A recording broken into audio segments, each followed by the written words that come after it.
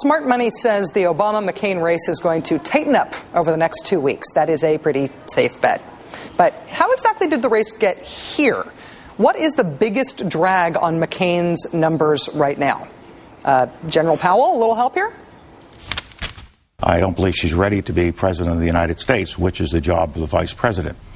And so that raised some question in my mind as to the judgment that Senator McCain made. That's right. Perhaps the single biggest anti-buoyancy agent of the McCain-Palin campaign is Sarah Palin. There. I said it. I've been thinking it for a long time, and there's me saying it. Palin's prospects hinged and hinge on the absence of crisis, like, say, the economy curdling like milk in the sun. You need some evidence? A new Washington Post ABC News poll out today finds that 52% of likely voters say that McCain's pick of Sarah Palin has made them less confident in the kind of decisions that he would make as president. That's up 13% since just after McCain picked her.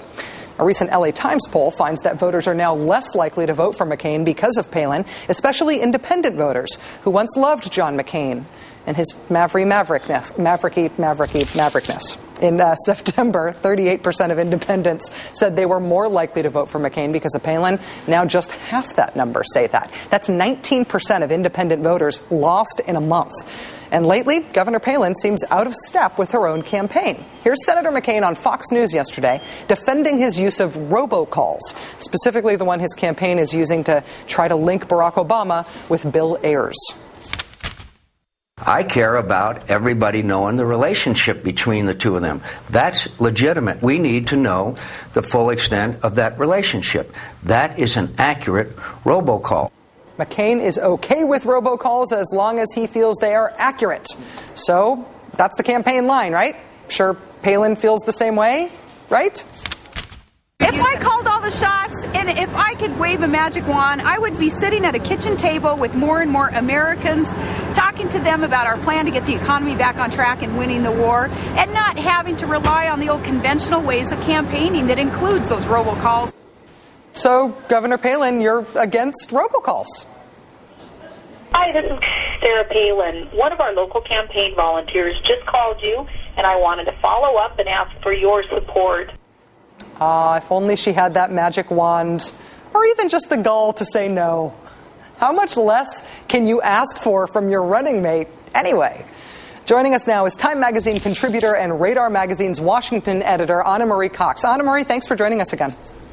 Good evening, Rachel.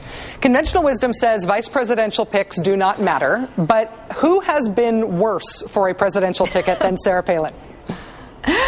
Well, it's hard to look at the numbers and say that she hasn't done a terrible job. Although if you look very closely at the numbers, McCain is still out-polling the number of people who are very disappointed in the Palin pick. So he's getting those numbers from somewhere. But then again, Barack Obama is also picking up more numbers than the polling on Simply Palin would suggest. So he's picking up people even who think the Palin pick was not disastrous. So she's actually, I would say, while very, very, very bad news for McCain, somehow not the worst. It's like, so does that mean that people are disappointed in her, think it reflects poorly on the candidates, but they're willing to go there anyway?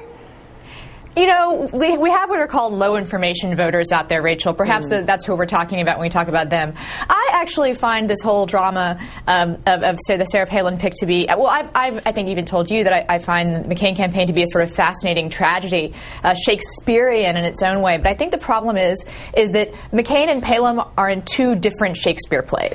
I think that McCain is perhaps in King Lear, sort of the troubled, the troubled patriarch who's made a lot of mistakes, but you don't quite want him to die quite yet.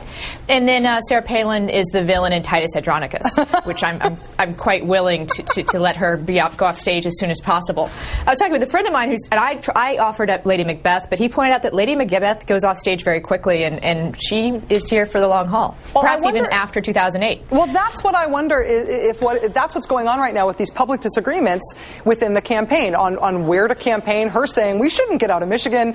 Recently, the federal ban on gay marriage. She expressed a difference of opinion with Senator McCain on that. Now on robocalling, is this maverickiness, or is this her saying that she ought to be the one running for president? I think there are a few different things. Let's not also sort of write off the possibility that there's a simple ineptitude, which could be happening right here. I have a friend on the campaign who once compared the McCain campaign itself to a plane on fire looking for a landing. And I put this to another staffer once, and he said that may be true, but if that's true, the McCain campaign is a different plane than the Palin campaign. And I think that's what you're seeing here. I think there are two different sets of pilots, perhaps even two different command towers. I think that there's kind of a lack of communication, and let's see, to put it quite generously, the McCain plane and the Palin plane are not looking for the same landing place. One last question for you, Anna Marie, and that is, okay. I just wanted to get your reaction to tonight's breaking news that Senator Obama is unexpectedly going to call off his campaign on Thursday and Friday. He's going to be leaving the campaign trail to go be by the bedside of his ailing grandmother. Obviously, this is at first, second, and third. This is a personal tragedy, and we hope for the best for his family. This also has some political consequences, does it not? Of course it does, and of course I think we all, all our prayers go out to Barack Obama's grandmother on this count. And I wouldn't want to make light of the situation, but I think that for Barack Obama, the important thing here, the only risk he has is if McCain suspends his campaign again. Then things could go badly for Obama. But I think, he could probably just take the rest of the month off if he really wanted to. But of course he won't, and I know that actually no one in Obama land is taking this lightly, and no one there is unfurling the mission accomplished banner quite yet.